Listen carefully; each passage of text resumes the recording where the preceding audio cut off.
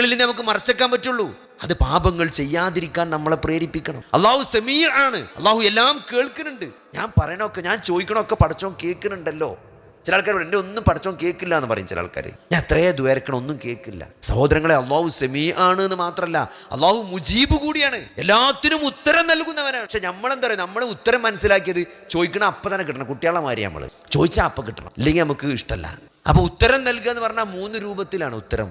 ഒന്ന് അപ്പം തന്നെ തരും, ചോദിച്ചത് അപ്പണ് തരും. 2 അപ്പം തരൂല, കുറച്ച് കഴിഞ്ഞിട്ട് തരും. 3-മത്തേത് തരുന്നല്ല, അത് ഉത്തരാണ്, തരുന്നല്ല. പക്ഷെ എന്താ അറിയോ, നാളെ മരിച്ചെന്നിട്ട് നമ്മളെ ഏട് കിട്ടുമ്പം ആ ഏട് ഇങ്ങനെ തുറന്നു നോക്കുമ്പം നമ്മൾ ചെയ്യാത്ത കുറേ നന്മകൾ നമ്മളെ പേരിൽ എഴുതിയിട്ടുണ്ടാവും.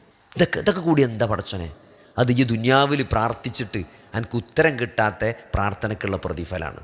അപ്പോൾ അടിമ പറയുന്നതാണ്, എന്ത്, എൻ്റെ ദുനിയാവിലെ ഒരു പ്രാർത്ഥനയും സ്വീകരിച്ചിട്ടില്ലെങ്കിൽ എത്ര നന്നായിരുന്നു. അത്രയും കിട്ടോടെ ദുആരുന്നീന്. ഉത്തരം കിട്ടാത്തത് ദുനിയാവിൽ നമ്മൾ ചോദിച്ചിട്ട് തരാത്തീന് പടച്ചോൻ പ്രതിഫലം തരും. കാരണം ദുആ എന്ന് പറഞ്ഞാൽ ആരാധനയാണ്. അദ്ദുആഹു ഹുവൽ ഇബാദ. അത് ഏത് കാര്യത്തിന്, സ്വർഗം നരകം ചോദിക്കണം മാത്രമല്ല, എൻ്റെ കുട്ടീനെ പരീക്ഷ പാസ്സാകണേ എന്ന് പറഞ്ഞാലും LKG കുട്ടിയിൽ പാട്ട് പഠിപ്പിച്ചു കൊടുത്തിട്ട് ആ പാട്ട് നല്ലോണം പോലെ ഒന്ന് ചെല്ലാൻ കിട്ടണ പടച്ചോനെ എന്ന് പടച്ചോനോട് ദ്വാരുന്നാലും അതിന് കൂലിയുണ്ട്. എൻ്റെ കുട്ടിക്ക് പരീക്ഷയ്ക്ക് മാർക്ക് കിട്ടണേ, നാളെ പരീക്ഷയാണ് എന്ന് നമ്മൾ പടച്ചോനോട് ദ്വാരക്കുമ്പം മാർക്ക് കിട്ടിയാലും കൂലി, കിട്ടിയിട്ടില്ലെങ്കിലും കൂലിയാണ്. കാരണം അത് പ്രാർത്ഥന, ആരാധനയാണ്, ഇബാദത്താണ്, അള്ളാഹിനോടാണത്.